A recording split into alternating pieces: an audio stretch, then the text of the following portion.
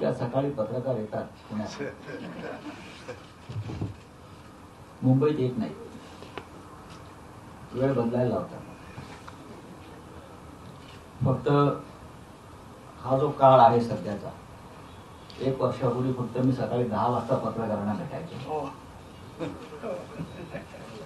तो एक काळ सोडला. साधारण सकाळी 8 वाजल्यापासून सकाळी 7 वाजल्यापासून मी सकाळी 6ला वॉकला जायचो, तर तेव्हा तयार असायची माझ्या मागे. शेवटी पत्रकारिता आहे, जेव्हा घडत असतं तेव्हा आपण तिथे हजर असतो. आणि पुण्यातल्या पत्रकारांशी तसा संवाद माझा कमी असतो. मी इथे जाणं येणं जरी असलं, कारण आता सगळं नॅशनल आपण आहोत तिथूनच होत असतं.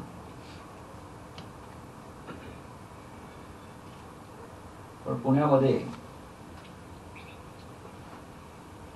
मी नेहमी सांगतो, कालही कोणाला तरी सांगितलं, की आजही महाराष्ट्राच्या राजकारणाचा केंद्रबिंदू पुणेच आहे, पुण्यातच आहे. बाळासाहेब ठाकरे होते तोपर्यंत मुंबईत होते सगळं. अनेक काळ राज्याचं आणि देशाचं राजकारण बाळासाहेबांमुळे हे मुंबईतून घडत होतं, बदलत होतं. आता सगळे प्रमुख लोक पुण्यात आहेत.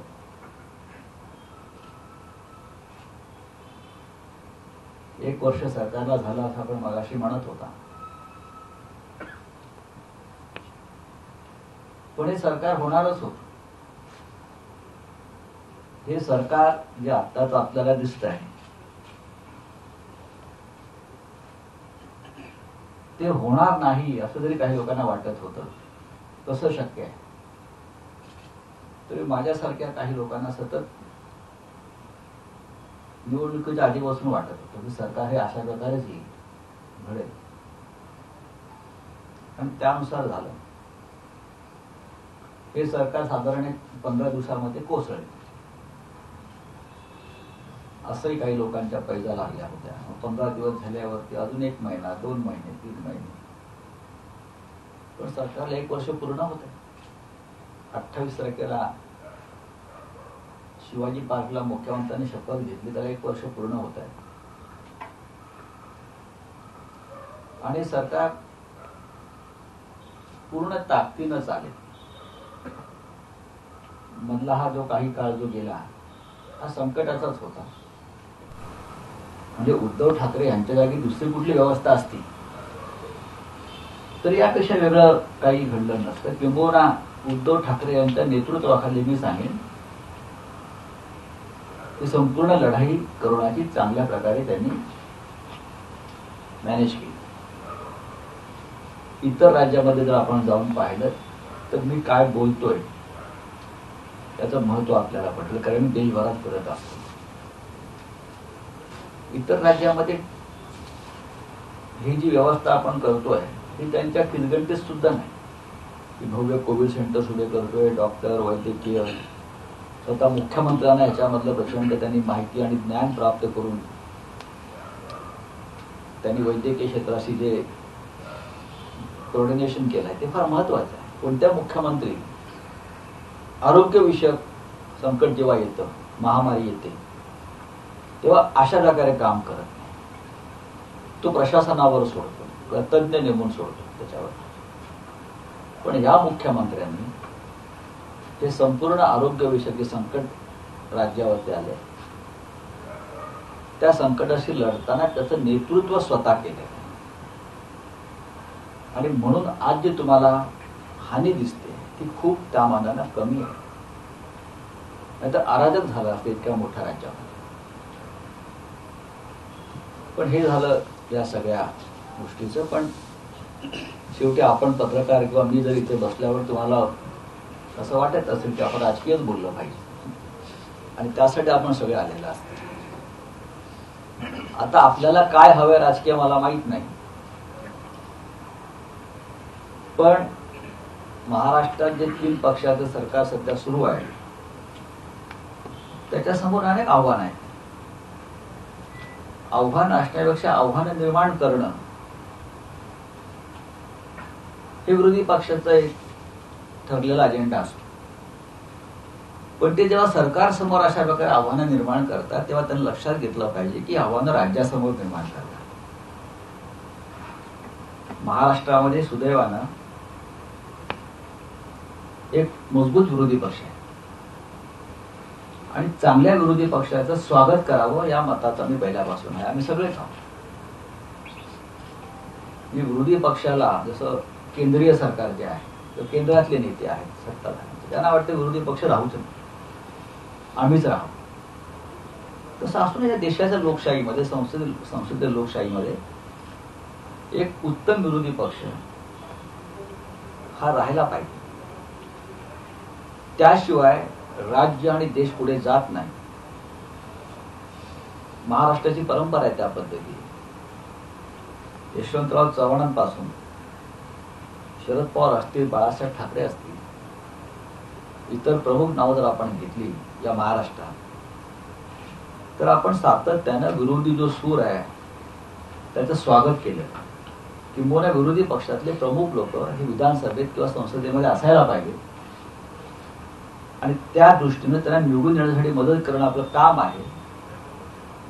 या भूमिका या सगळ्या प्रमुख नेत्यांनी आतापर्यंत घेतल्या. पण दुर्दैवानं आज आपल्या विचारांचे जे नाही त्यांना राजकारणामध्ये किंवा समाजकारणामध्ये राहण्याचा अधिकार नाही.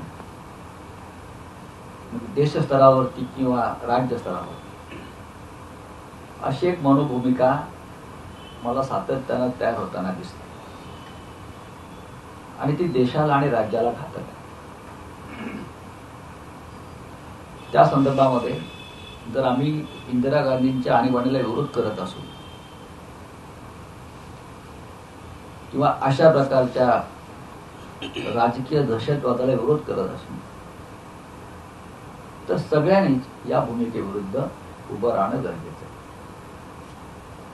आज बिहारच्या निवडणुकीकडे आपण जर पाहिलं, अख्ख्या देशाचं नाही जगाचं लक्ष बिहारमध्ये काय चाललंय याच्यात. पण तरी लोकांच्या मनात शंका आहे, निवडणुका फेअर होतील का.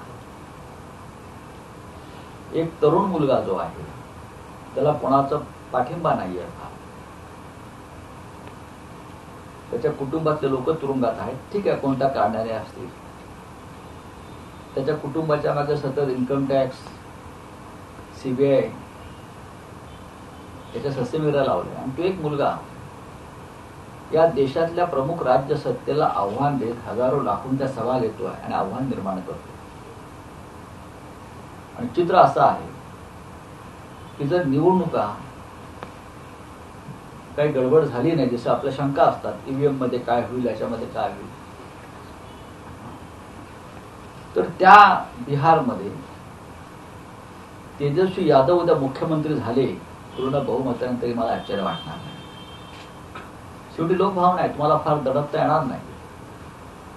तेच महाराष्ट्रात झालं, तेच इतर राज्यात होत. मला असं वाटतं की माझं एवढं निवेदन पुरेसं आहे.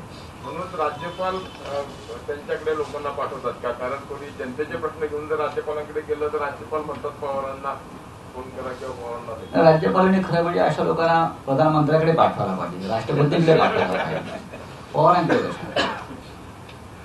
पवार हे आमचे नेते आहेत.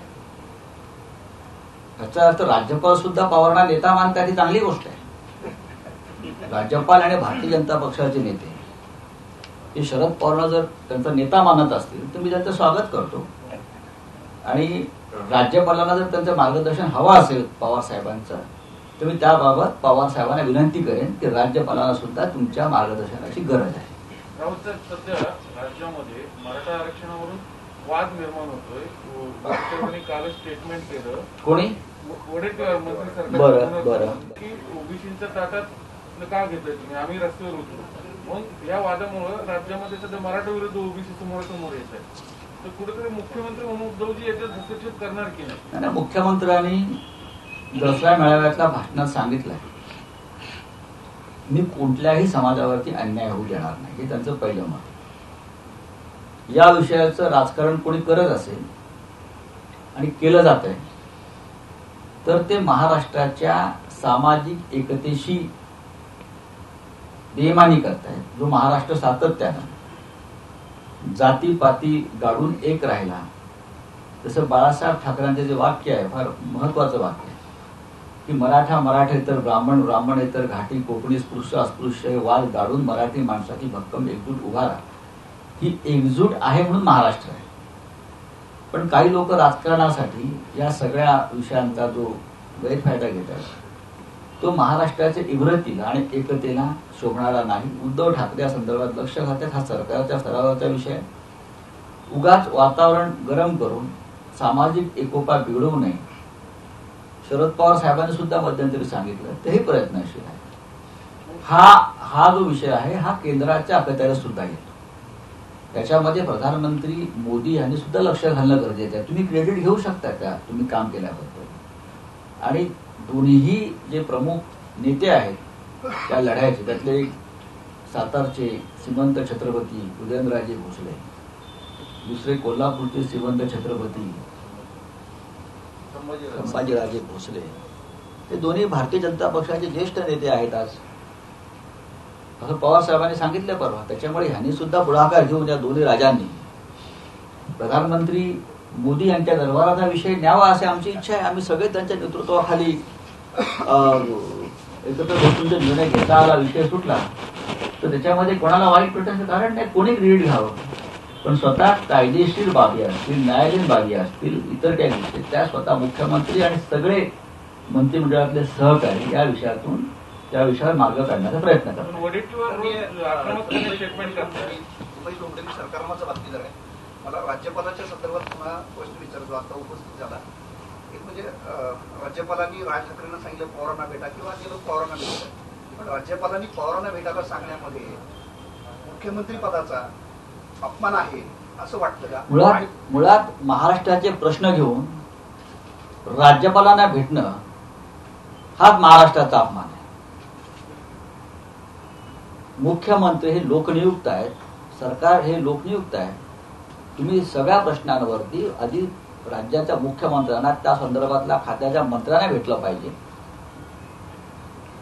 तुम्ही अनेक मंत्री आहेत चांगलं उत्तम प्रकारे काम करतात आपापल्या खात्यात, मुख्यमंत्री काम करतायत, तर तुम्ही राज्यपालांना भेटणं. पण राज्यपालांना कार्यकारी अधिकार नाहीये, हे सगळ्यांना माहिती आहे. तसं या कृतीनं राज्यपालांना असं दाखवायचं की महाराष्ट्राचे मुख्यमंत्री सक्षम नाही. राज्यपाल काही दाखवू शकत नाही, हे जनता ठरवली. राज्यपालांसाठी राजभवन एक उत्तम जागा आहे आणि तिथे आनंदात राहावं. त्यांचा सगळा खर्च राजभवनाचा शासकीय तिजोरीतून होत असतो, फक्त नेमणूक केंद्राकडनं होते. विधान परिषदेच्या जागांबाबत चर्चा सुरू आहे. शिवसेनेकडनं उर्मिला मातोंडकरला उमेदवारी दिली जाणार अशी चर्चा आहे. अशी चर्चा मी सुद्धा ऐकतो. शिवसेनेची भूमिका काय? काही असू शकत नाही. बघा, ह्या संदर्भात कॅबिनेटमध्ये प्रस्ताव येतो. तिथे चर्चा झाल्यावरती जी नावं आहेत ती राज्यपालाकडे पाठवल्या जातील आणि कॅबिनेटचा निर्णय हा राज्यपालावरती बंधनकारक असतो. आता हे 3 पक्ष मिळून नावं ठरवतील आणि पाठवतील. नावं खूप चर्चेमध्ये आहेत प्रत्येक पक्षातून येणारी. पण जेव्हा प्रत्यक्ष राज्याचे मुख्यमंत्री ते आपल्या हाताने 12 नावं कागदावर लिहितील आणि राज्यपालाकडे पाठवतील, त्यानंतर पाहू. राज्यपालांना नावं पाठवल्यानंतर परत महाराष्ट्राचं राजकारण, परत त्यामध्ये राजकारण होईल का? राज्यपाल नाही, मला वाटत नाही राजकारण होईल. राज्यपालांनी राजकारण जर करायचं असेल राज्यपालांना, तर त्यांनी राजभवनाच्या बाहेर येऊन केलं पाहिजे. कोणत्याही राज्याविषयी राजभवन हे राजकारण करण्याची जागा नाही. राजभवनाबाहेर या मैदानात आम्ही राजकारण करू.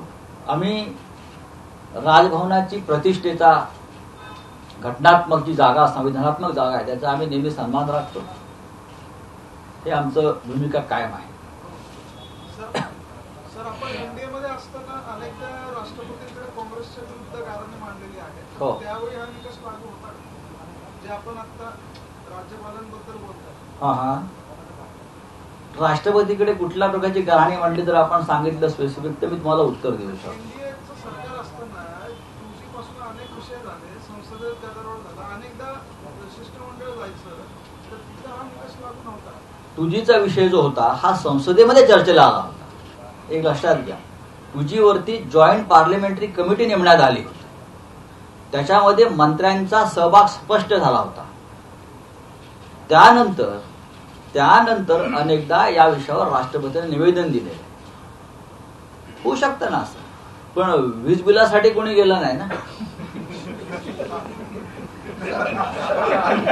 मुंबई महापालिकेच्या संदर्भानं मुंबई महापालिकेची निवडणूक महाराष्ट्र विकास आघाडीचे जे घटक पक्ष आहेत ते एकत्रित लढवणार अशी एक चर्चा माध्यमांमधून येते.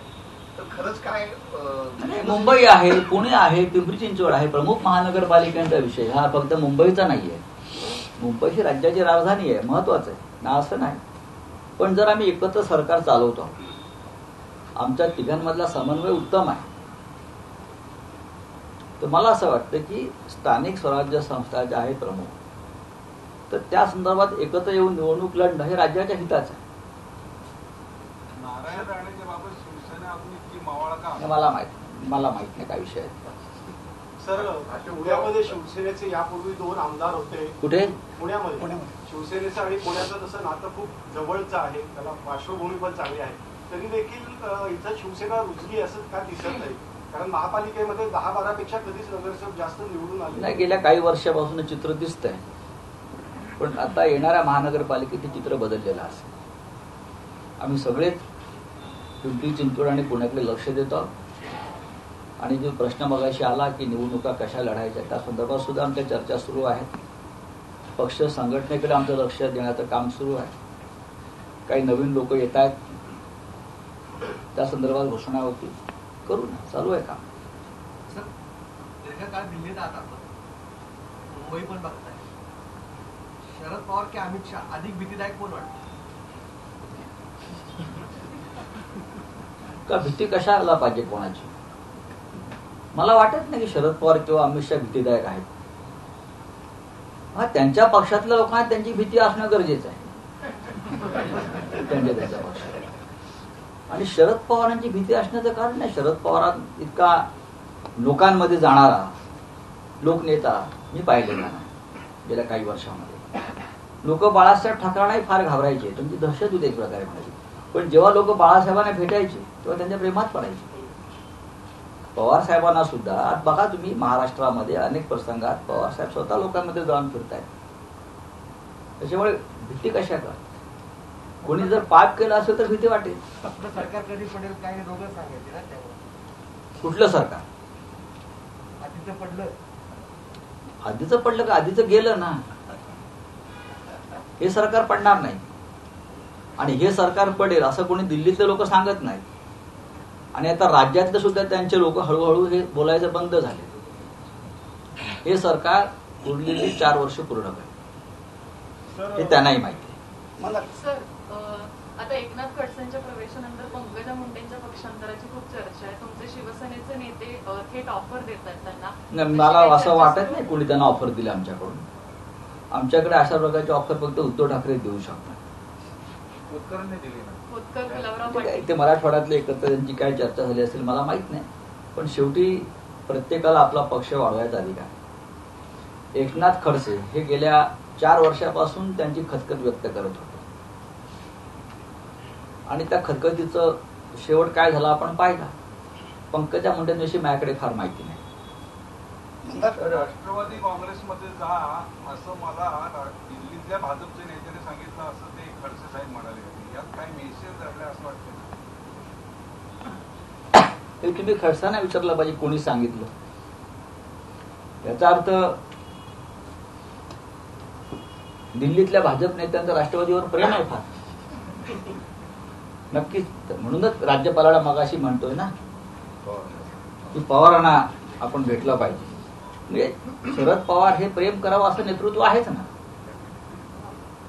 कंगना राणावत आणि सुशांत सिंग प्रकरण याच्यामध्ये जो एकूण सरकारी हस्तक्षेप आणि तो याच्यावरून जो सगळा गदारोळ झाला, तर याच्याकडे आपण एक पत्रकार म्हणून कशा पद्धतीने बघता एवढा हस्तक्षेप होणं आणि राजकीय दृष्टी? हो, पण तो जो हस्तक्षेप केला त्यांच्यावर उलटला. आम्ही त्यांना तेच सांगत होतो. बघा, कंगना राणावतच्या विषयाला फार मसू द्यायची गरज नाही. मुळात तिने मुंबईला पोलिसांसमोर हजर राहणं गरजेचं आहे. तिला पोलिसांनी समन्स पाठवलेलं आहे. आता ती एक गुन्हेगार आहे, आरोपी आहे, संशयित.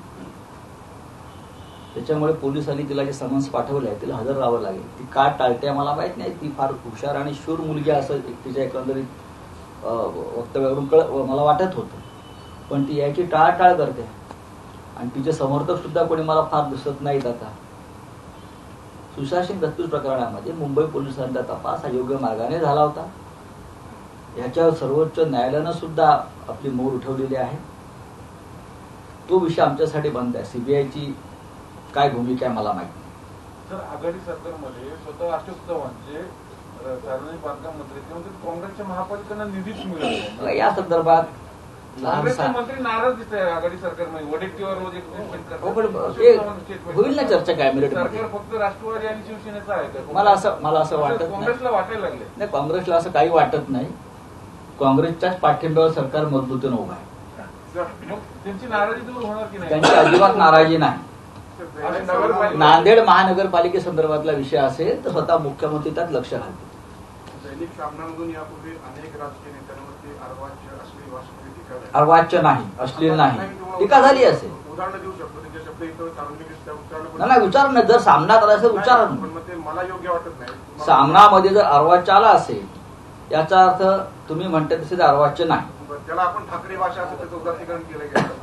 याच पद्धतीने आता अर्णव गोस्वामी पण मुख्यमंत्र्यांवरती किंवा इतर राजकीय नेत्यांवरती टीका करतोय.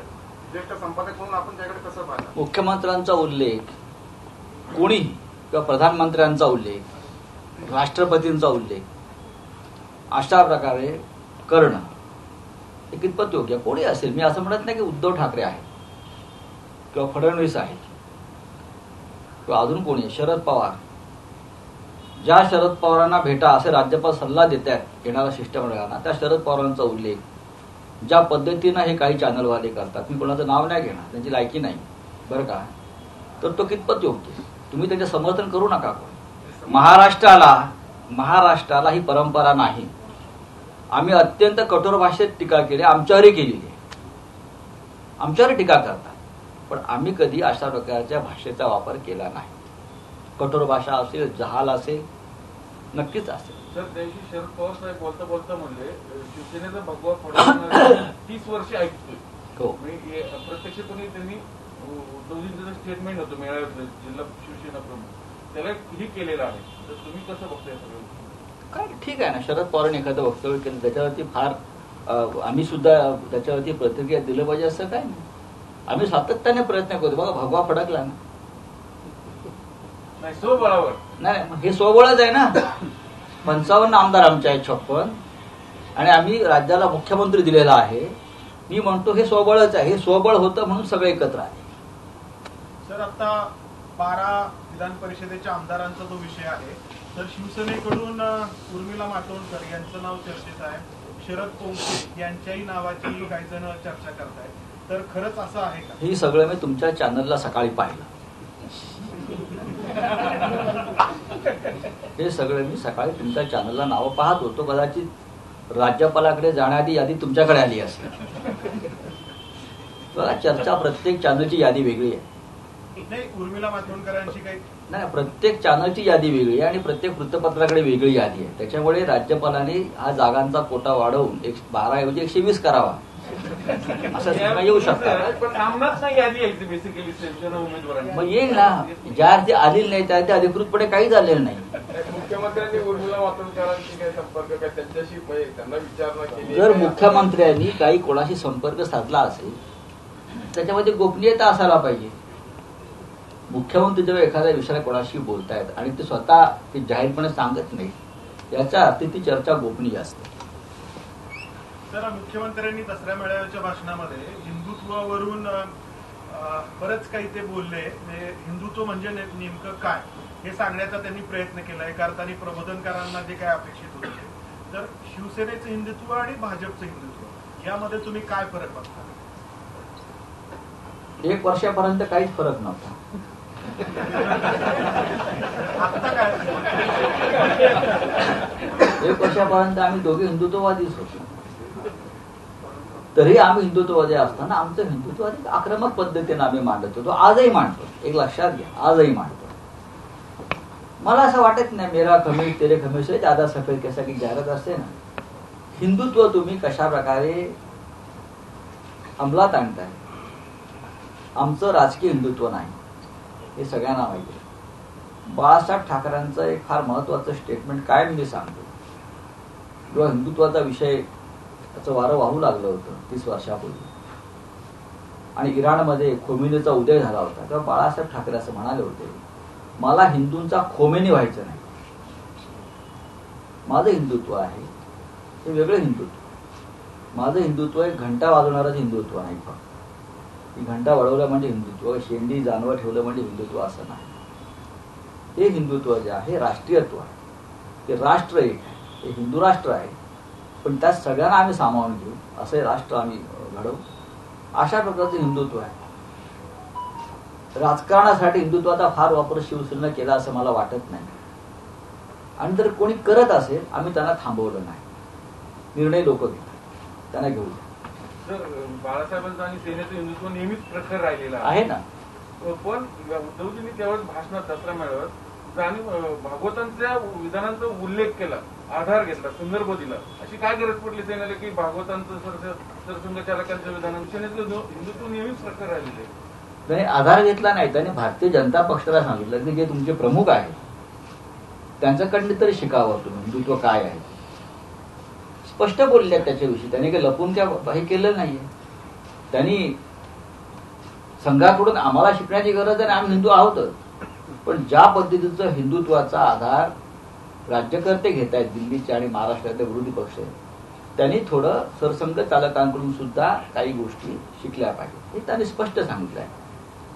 आम्ही कायम RSS असेल, विश्व हिंदू परिषद असेल, प्रत्येकाने आपापल्या पद्धतीने काही विषय पुढे घेऊन गेले आणि आम्ही कधीच एकमेकांवरती अकारण टीका टिप्पणी केली नाही. कारण शेवटी हिंदुत्वाचा विचार पुढे जाणं महत्वाचं आहे. तर संभाजीराजेंनी पंतप्रधानांची अनेक वेळा आरक्षणासंदर्भात भेट घेण्याचा प्रयत्न केला, पण त्यांना वेळ मिळाली नाही. म्हणजे त्यांच्या मनात नाहीये का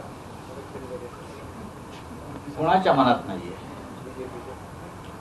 माननीय शरद पवारांनी तर स्पष्ट सांगितल्या मधल्या काळामध्ये की संभाजीराजे आणि उदयनराजे या दोन छत्रपतींनी या लढ्याचं नेतृत्व करावं आणि प्रधानमंत्र्यांकडे बैठक लावावी. आम्ही सगळे त्यात सामील होऊ. आम्ही पण सामील होऊ. जर भारतीय जनता पक्षाच्या या दोन प्रमुख नेत्यांना महाराष्ट्रातल्या मराठा आरक्षणासंदर्भात प्रधानमंत्री वेळ देत नसतील, त्याच्यावरती खरं म्हणजे महाराष्ट्रातल्या भाजप नेत्यांनी आपलं भाष्य केलं पाहिजे. ते का करत नाहीत मला माहित नाही. आम्ही सगळे एकत्र आहोत. कोणत्याही परिस्थितीमध्ये मराठा समाजाला न्याय मिळावा ही सगळ्यांची भावना आहे. कोणती कायदेशीर आणि तांत्रिक अडचण येऊ नये यासाठी प्रयत्न सुरू आहेत. सर, मुंबईमध्ये काल रजा अकादमीने महाराष्ट्र राष्ट्राध्यक्षांचा निषेध केला.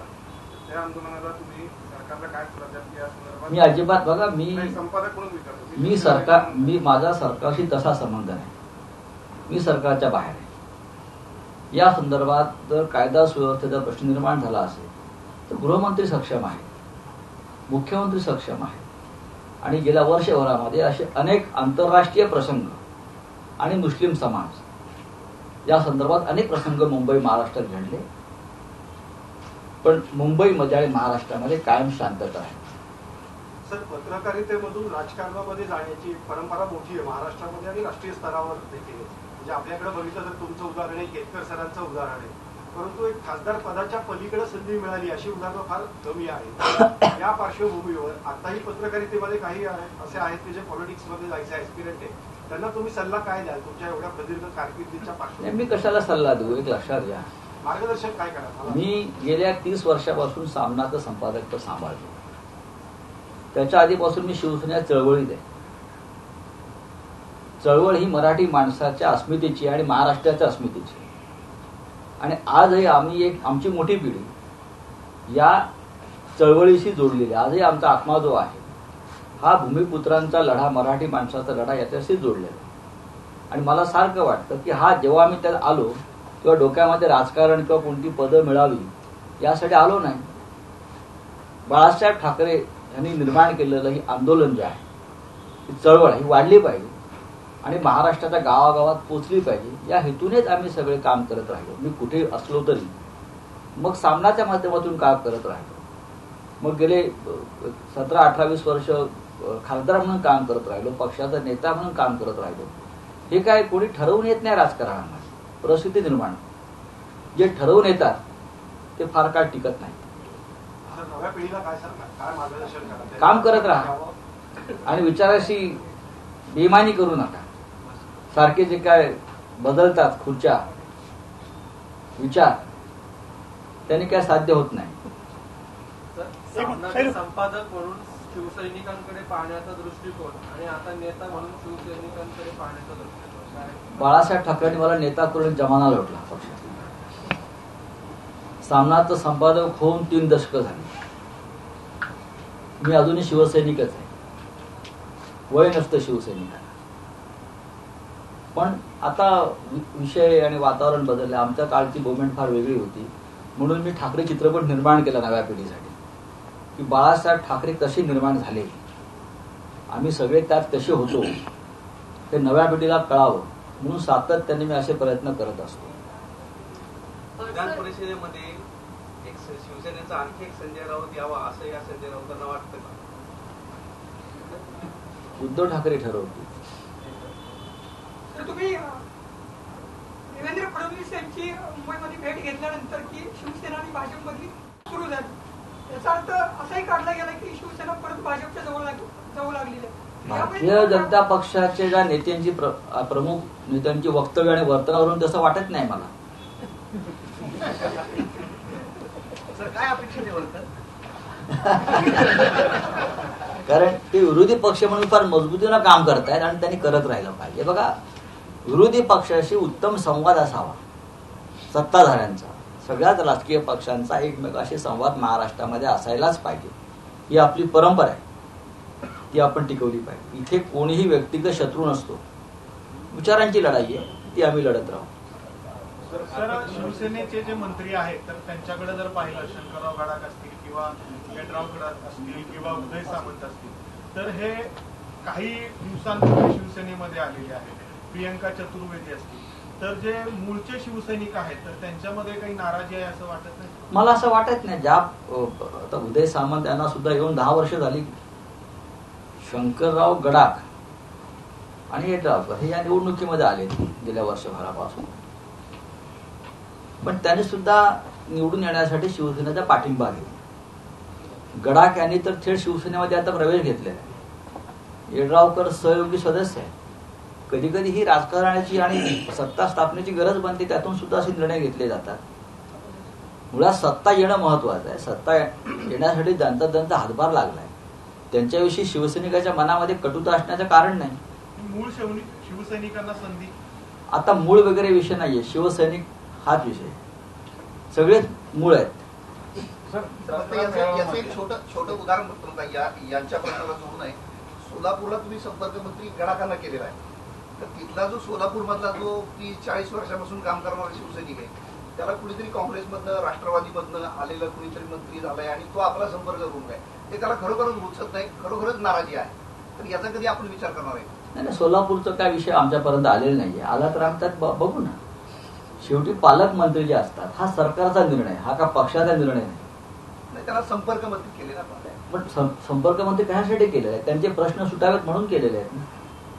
शेवटचे 2 प्रश्न. सर, बिहार इलेक्शन की आपने बात की, जो वैक्सीन देने की जो प्रॉमिस किया गया था उसको काफी ज्यादा कंट्रोवर्सी हुई, सब तरफ से क्रिटिसाइज किया गया, आपने भी क्रिटिसाइज किया था. अब इलेक्शन कमीशन ने कहा है कि जो प्रॉमिस किया गया था वो वायलेशन है नहीं है. अभी इलेक्शन कमीशन एक बीजेपी की ब्रांच है, तो मैं क्या कर सकता हूँ? दूसरी आप कौन सी अपेक्षा कर सकते हो? 2 मुद्दे आहेत. एक निरीक्षण सांगायचं आहे आणि दुसरा प्रश्न आहे. एकूण राजकारणात नेहमीच पत्रकारांची भूमिका ही प्रत्यक्ष अप्रत्यक्षरित्या राहतेच. तुम्ही धोरणात्मक दृष्ट्या अत्यंत महत्वाच्या बिंदूवर आहात, त्याच्यावर पत्रकार म्हणून तुमचं कौतुक वाटतं, त्याच्याबद्दल अभिनंदन. आणि प्रश्न असा आहे की सत्ताधारी आणि विरोधी पक्ष दोन्हींचा मगाशीपासून तुम्ही उल्लेख करता, तर उद्धव ठाकरे, फडणवीस आणि केंद्रातही तुम्ही असता म्हणून मोदी, या तिघांच्याही बद्दलचं एक निरीक्षण असं आहे की ते तुम्ही सांगावं अशी इच्छा आहे. या तिघांमधली कोणती गोष्ट तुम्हाला आवडते आणि या तिघांमधली कोणती गोष्ट अजून सुधारता येईल असं तुम्हाला वाटतं पत्रकार म्हणून? खाली नाही, असं मला आता फक्त पत्रकार म्हणून निर्णय भाष्य करता येणार नाही. व्यक्ती एकच आहे, शिवसेनेचा नेता म्हणून व्यक्ती एक आहे, पत्रकार म्हणून सुद्धा सांगणारा संपादक म्हणून व्यक्ती एक आहे, आणि दिल्लीत काम करणारा खासदार म्हणून व्यक्ती एक आहे. एक लक्षात घेतलं पाहिजे की आपण ज्या सिस्टीममध्ये आहोत त्या सिस्टीममध्ये दोन्ही पदांना महत्व आहे. मुख्यमंत्री पद आहे, एक तर देशाचे पंतप्रधान आणि राज्याचा किंवा पार्लमेंटमधला विरोधी पक्ष नेता. या जेव्हा हे तीन वेगळ्या वेगळ्या पक्षाचे असतात तेव्हा तिघांचा एकमेकाशी संवाद असल्याशिवाय राष्ट्र आणि राज्य एक इंचही पुढे जाऊ शकत नाही. आज मला असं वाटतं की प्रधानमंत्री मोदी आणि मुख्यमंत्री उद्धव ठाकरे यांच्यामध्ये चांगला संवाद आहे. मला अनेकदा असं वाटतं की विरोधी पक्ष नेते राज्याचे अधिकृत आणि मुख्यमंत्री यांच्यामध्ये संवाद असायला हवा चांगल्या प्रकारे. विशेषतः राज्याच्या प्रश्नावर कोणत्याही प्रकारचं राजकारण होऊ नये, फार राजकीय फायदा तोटा पाहू नये. देश आणि राज्य आपलं आहे हे एकेकाळी या देशामध्ये घडत होतं, राज्यात घडत होतं. कुठे कुठे ती शृंखला मला तुटल्यासारखी वाटते अनेक. त्याचं कारण राजकारणात आलेली नवी पिढी दोन्ही बाजू.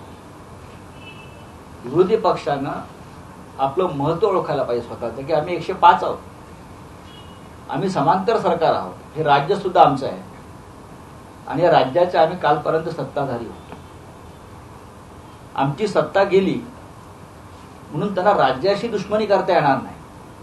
तुम्ही जेव्हा सरकारशी दुश्मनी करता तेव्हा तुम्ही राज्याच्या जनतेशी बेईमानी करता.